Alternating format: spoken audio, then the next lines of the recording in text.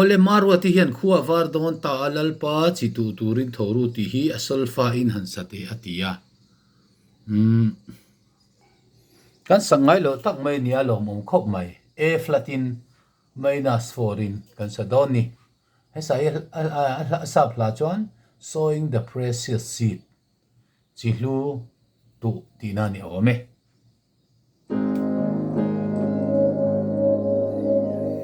kwa var don ta lalpa chi tu turin thoru nitla khengin lalpa tan thok zel ro miril rungui takte po chu kai tho zelang che do thei takin lalpa tan thok tang che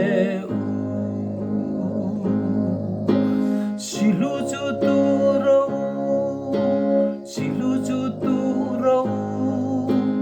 Kil tin tele ram tin de fang zel ulangin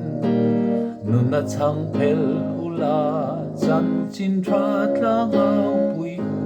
ula Lalpa tan thok ro lo manatam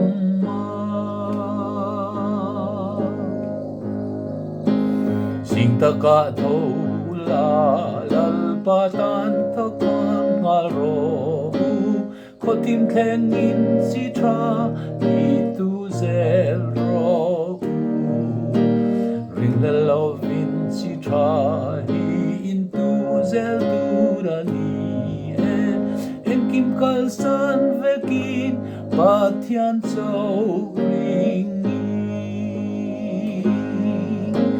Silu chu tu ro Kil tin tele ram tin te fang zel ulangin Nuna chang pel ula san sin tra tlang au pui ula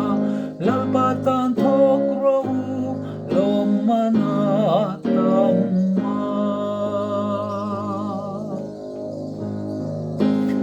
Trai tran ne mai tak le rin omin tu ro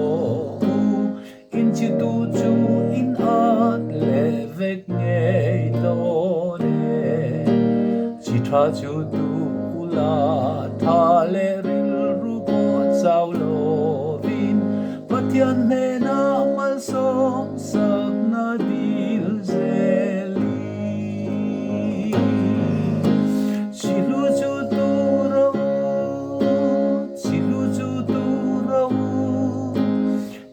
Tele ram tin te fang zel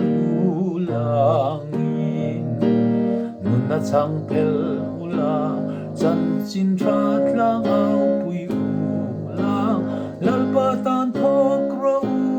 lo manatam